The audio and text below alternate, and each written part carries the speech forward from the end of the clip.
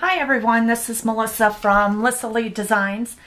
Today I am going to show you how I ink my paper piecings. I'm working on a file from scrappydoo.com and I believe the file is called Let It Go. I've already inked and assembled a few of the characters from that file. This one here, I believe her name is Elsa. Couldn't tell you. I've watched the movie a few times with my kids and I'm terrible with names. So I've done her in blue, mainly blue, and then the bottom part of her dress I used my Viva Decor glitter pen and I just painted the bottom of her dress in this. So I did her. I've done Olaf. And I did him again in blue.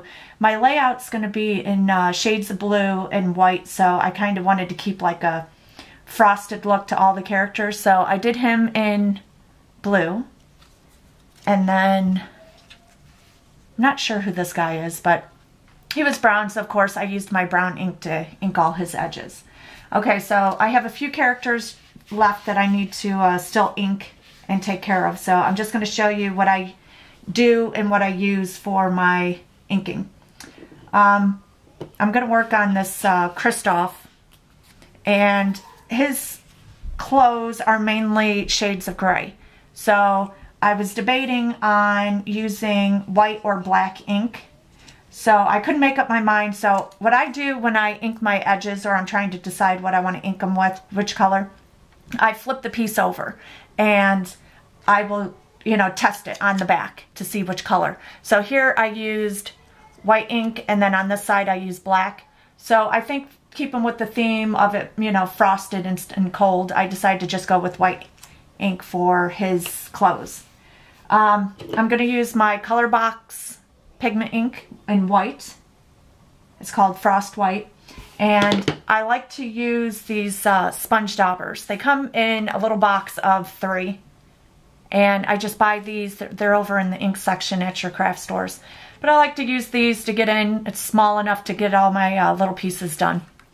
And what I do, I've seen people ask like how to clean these. I don't clean them. I just pretty much designate each one for a color.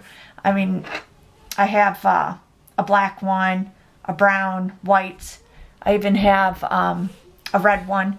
But I just pretty much leave them on my desktop, and I just, I use them until they shred apart, and then I just toss them and get new ones. I don't have a lot of, sorry about that, I got my 2-year-old who's not wanting to cooperate today. So anyways, I use the sponge daubers for the large ink pads, but for other colors, I like to get this color box because you get a variety of colors, and then these little pods, ink pods, come out. And these are just as convenient as the sponge daubers. They're small enough to where you can get around the little pieces. So I will be using one of these colors today. Okay, so I'm going to go ahead and get started. So a little bit goes a long way. I kind of prefer my sponge dauber to be on the dry side because it gives it just a better... it blends in, I guess, better on the edges. It's not so bold.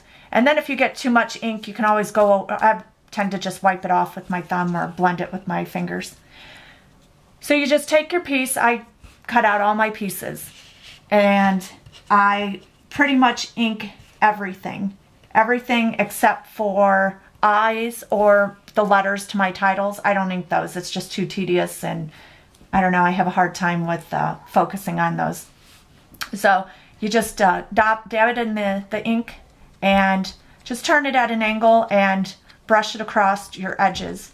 You can go as heavy or light as you want. And sometimes if it's not enough, I'll go back over, but it's easier to add more. Okay.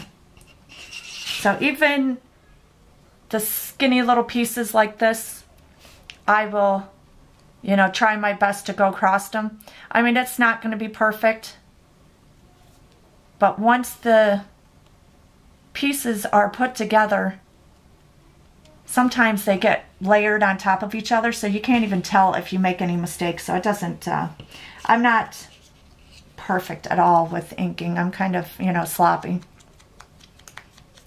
But you just take it and you go around all the pieces.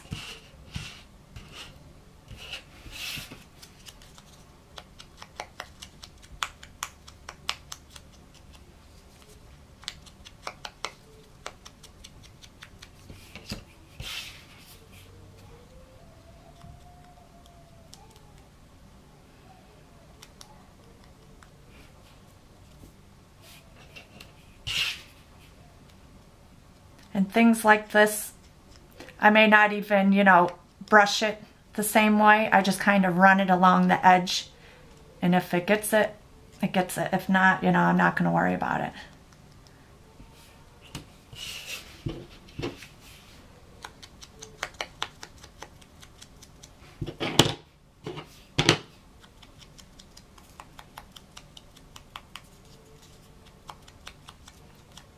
See, this one looks a little heavy, but just wipe it. Especially with this white, it takes it a while to dry, so.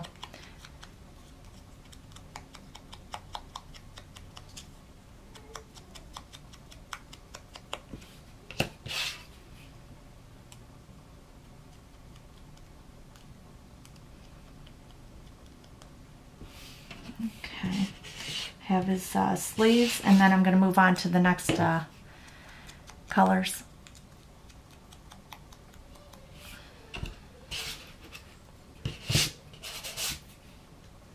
See, when your sponge daubers start to get old, they tend to shred and drop little pieces. You may not want to work over top of your project, because I don't know if you could tell, mine's shredding and it's leaving little fibers on, and it's, you know, you try to get it off and it smears. Okay, so I'm all done with the white. So let me see which color I'm going to do next.